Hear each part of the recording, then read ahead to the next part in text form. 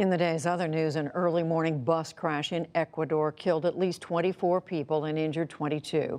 Officials said the bus struck an oncoming vehicle at high speed and flipped. It happened southeast of the capital, Quito, in an area known as Dead Man's Curve. Many of the passengers were Colombian and Venezuelan.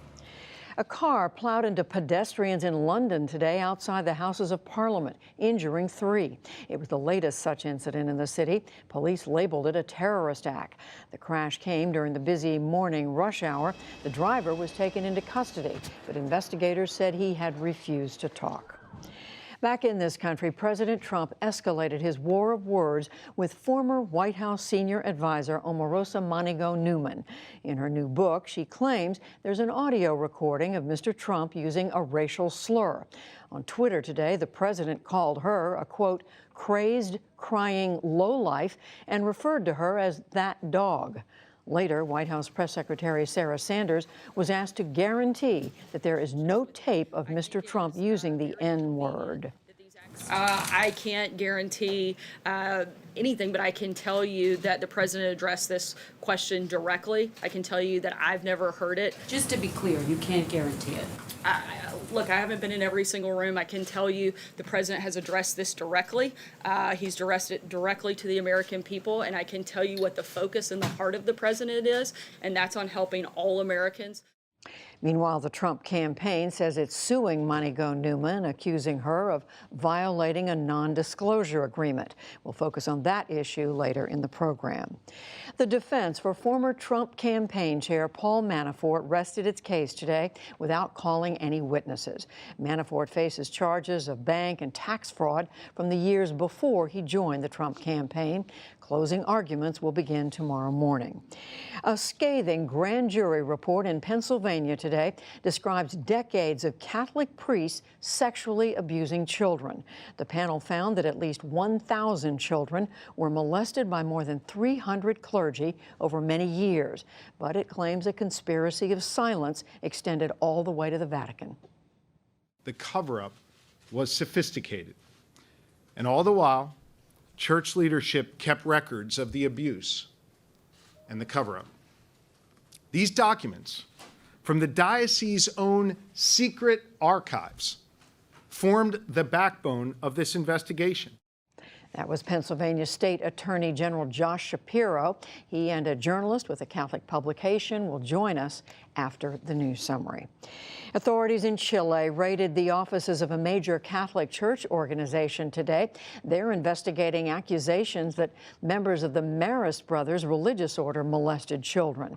The raid targeted the church's Episcopal Conference headquarters in Santiago. It comes after Pope Francis denounced a culture of abuse and cover-up in the Chilean church. In Afghanistan, Taliban fighters overran a military base, killing at least 17 soldiers. They attacked the site in northern Faryab province and claimed dozens of soldiers surrendered. But in the east, Afghan troops said they pushed Taliban forces back from Ghazni after a 5-day battle. Hundreds have been killed and hundreds more have fled. The president of Turkey called today for boycotting U.S. electronic and other goods in a growing diplomatic dispute. Last week, the U.S. doubled tariffs on Turkish metals because Ankara is holding an American preacher on terror charges. But President Recep Tayyip Erdogan insisted today to members of his ruling party that Turkey will not give way. We need to maintain a firm political stance, since the economic attack we are being exposed to has nothing to do with our economic realities. There are other intentions behind this. We need to take our position accordingly. We will produce every product we are importing from abroad with foreign currency here, and we will be the ones exporting these products. The Turkish lira fell to record lows against the dollar earlier this week over tensions with the U.S. and Erdogan's economic policies. Back in this country, the California wildfires have claimed another firefighter's life, the 6th one this year.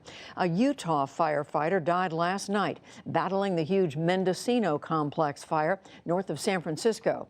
Separately, most of Yosemite National Park reopened after fires had forced it to close for nearly 3 weeks. A West Virginia Supreme Court justice announced her retirement today after being impeached.